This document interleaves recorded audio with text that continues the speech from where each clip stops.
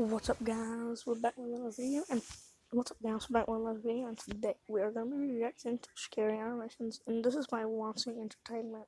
Okay, I don't know how many we're going to be listening to, but let's get right into it. Let's just go ahead.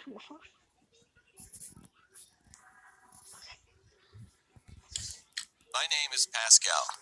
I'm 22 years old now, but this event happened 3 years ago when I was 19.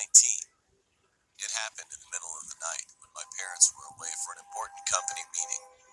The company was kind of far away from where we lived, so I stayed home by myself while they were gone. One time, while I was at home alone, I looked out the window randomly and froze. There was a tall man, almost Yo, what the frick, bro? I would have called the police. I got my 22 Magnum and bam, blew his head off. What in the world? dressed entirely in black. He was wearing a tuxedo and holding a kitchen knife. This guy was standing right outside of the door, looking at me. He wasn't laughing at all, and his head was twitching continuously. "Sir, please get off our property, otherwise I'll call the police." I opened the Yeah, you window better. and told him.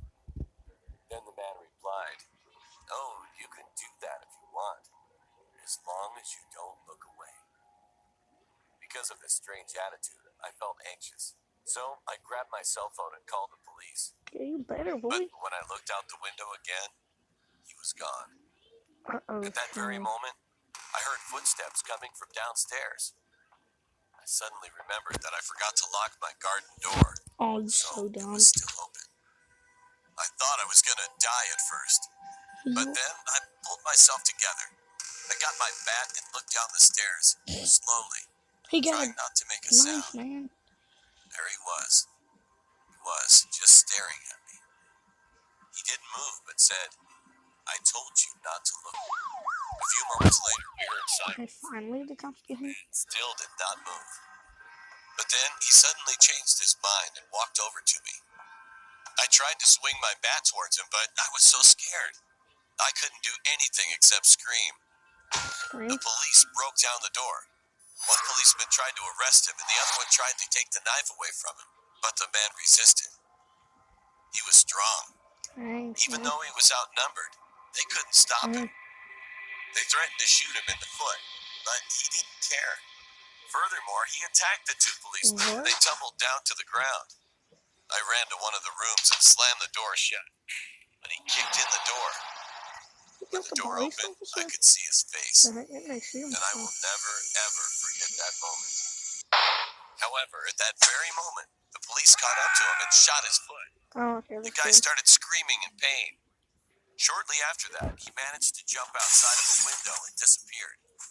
The policemen chased after him, but unfortunately, they failed to arrest him. I never saw that guy again. I'm glad that I survived that incident, but I also feel nervous that he'll come to my house again. From that day on, I always made sure I locked all the doors and windows. Oh my gosh. Okay, dude, that was kind of scary. Headspace, what?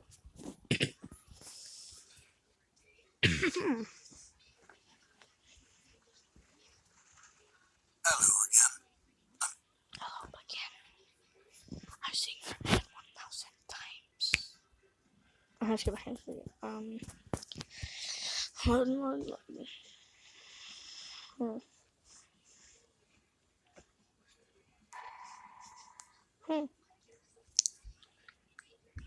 I met the creepiest friend at the deep web. How's she your friend? When I was a teenager, I would often explore the deep web with my friends, specifically weird stuff on the wiki. There were definitely a lot of links to choose from. I never clicked on the vital links because I ran to that.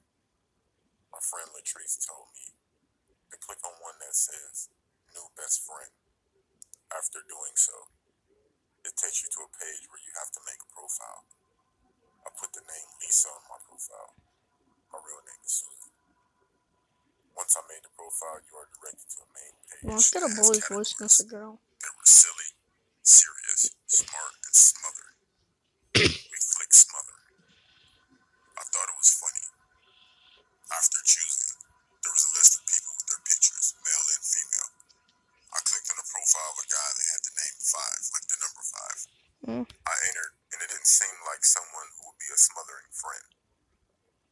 was searching through his profile, I received a message from him asking if I were looking for a friend. I looked at Latrice, and she laughed, but also told me to respond yes. So we're messaging back and forth for maybe 30 minutes, and then Latrice had to go. I told him I'll be back on tomorrow, and he said okay. Maybe a week went by where I would talk to him every night. He seemed very nice, so we exchanged numbers so we could talk more. Everything seemed fine until I clicked on another profile, and someone else messaged me. I started talking with this other person, but still was texting the guy at 5, which I knew his real name now as William.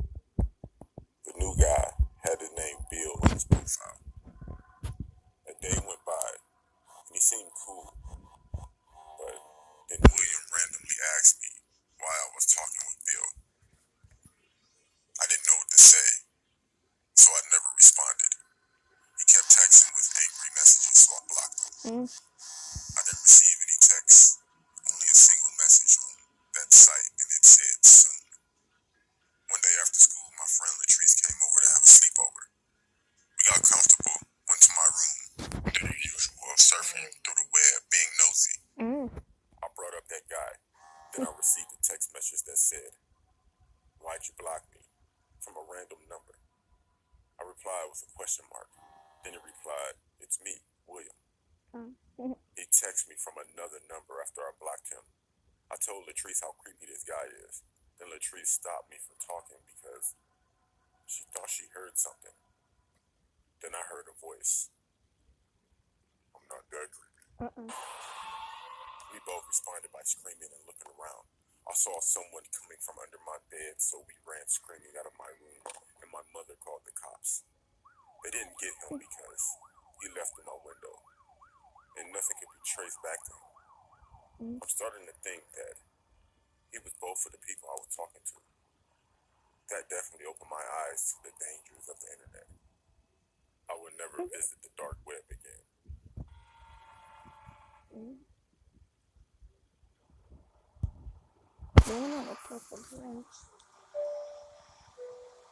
A few years ago, me and my family went on our yearly holiday to Madeira, which is the birthplace of my parents. It was pretty normal for us to go annually, as our grandparents were living there. We would sleep in one of our grandparents' home, and during the day, we would go to festivals.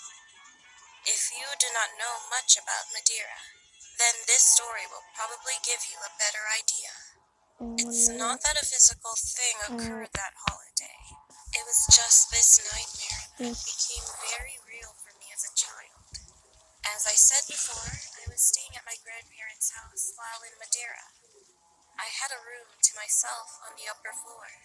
It was pretty creepy, since my grandmother loved Victorian-style dolls. Once I was able to fall asleep, I had a creepy dream that I can't forget. I woke up, and from my bed, I could hear movement on the floor. I looked down to see that the floor was covered in black insects, just crawling around. I could not see the almond brown wood floorboards, and began to yell for help. Someone opened my door, and I saw my little brother come in, but behind him was a woman in a hideous purple dress. I never saw this woman before, but before my brother even came closer to me, I saw the woman force her hand into his back and tear out his heart. I remember screaming in the dream, and all the woman said was, "Your parents aren't here." And I woke up. I was so scared that I went into the next room where my brother should have been asleep. But because it was dark, I couldn't see him. Well, I was a dumb kid. My anxiety level rose even higher. I ran out, went downstairs, and none of my parents were around. I started to panic more because of what that lady in my dreams said, and I started to cry even more. Then I heard my older brother call my name from up the stairs. The stairs I just ran down.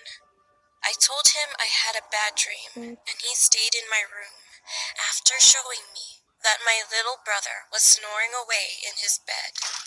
The next morning, my brother told my parents how I behaved, so my mother asked me what happened. I told told her about the dream with the lady in the hideous purple dress. My mother's face became serious, and she looked worried. I didn't know why, since that was unusual for her. About 2 years later, I was going through my parents' wedding album in our home in Madeira. While I was sorting out the top floor of the house with my younger brother, I noticed that one of the pictures was ripped in half. I thought it was unusual, so I began looking through to see where the other half was. It wasn't in the album. I brushed it off. About an hour later, I was going through one of the drawers in the living room cabinet. I saw this picture of a woman in a purple dress. She looked almost identical to the woman in my dream. It was the same dress. I began to get goosebumps, so I put the album on top of a table and opened it to the page with the teared up picture. I began to shiver once the tear of both pictures fit perfectly well together. With worry, I began to ask my mother who was in the image. All I know to this day is that she is perceived as a witch and fled with my maternal uncle from Madeira. Soon after, the whole community began to believe it. This is possibly all just a coincidence, but it does send a shiver down my spine. I've never met this woman, but she appeared in my dreams. I have no idea on whether or not I will forget the specific details of that dream, especially since I found out more about this woman, who is my aunt-in-law.